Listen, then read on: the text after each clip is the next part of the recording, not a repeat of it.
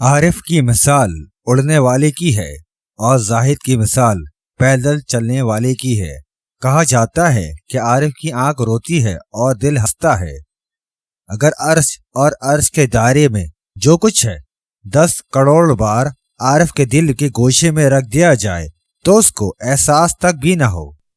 بزرگ معمولی سی چیزوں پر ہی خدا سے راضی ہو گئے، لیکن میں نے راضی ہونے کے بجائے خود کو اس کی ذات پر قربان کر دیا اور مجھے اوصاف حاصل ہوئے۔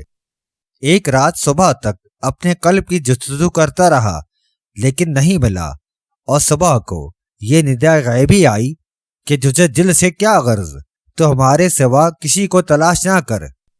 دنیا اہل دنیا کے لیے غرور ہی غرور، اور آخرت اہل آخرت کے لیے سرور ہی سرور، اور حب الہی عارفین کے لیے نور ہی نور ہے۔ اور عارف کی ریاضت یہ ہے کہ وہ اپنے نفس کا نگران رہے۔ یاد رکھو، علم ایسے فرض سے سیکھو اور سنو جو علم سے معلوم تک اور خبر سے مغور تک پہنچ چکا ہو۔ اور جو شخص اعزاز دنیاوی کے لیے علم حاصل کرے، اس کی صحبت سے کنارہ کش رہو، وہ اس لیے کہ اس کا علم خود اس کے لیے سود مند نہیں۔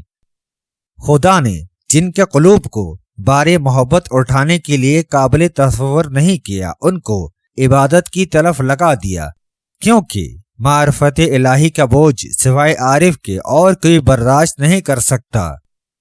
عارف اس شمع کی طرح ہے جو فانوس کے اندر سے ہر سمت اپنا نور پھیلاتی رہتی ہے، اور جس کو یہ مقام حاصل ہو گیا اس کو تاریکی کا خطرہ نہیں رہتا۔ کسی نے خواب میں دیکھ کر آپ سے سوال کیا، تصوف کا کیا مفہوم ہے؟ فرمایا کہ راحتوں کو چھوڑ کر مشقتیں برداشت کرنے کا نام تصوف ہے۔ محبت یہ ہے کہ خواہ تجھے محبوب سے کچھ بھی نہ ملے، پھر بھی تمہارا میلان اسی کی طرف رہے۔ یہ تعویذ ہاتھ پر مس کر کے جس عورت کو بھی چھو لو گے، وہ عورت تم پر فدا ہو جائے گی۔ شکر کے اندر شکر کرنے کا سبب پایا جاتا ہے، اس لیے کہ شاکر اپنے لیے اور عنایات کا طالب ہوتا ہے، لہذا شکر گزار در حقیقت اللہ کے ساتھ ہو کر اپنے ذات کے لیے حفظ حاصل کرنا چاہتا ہے۔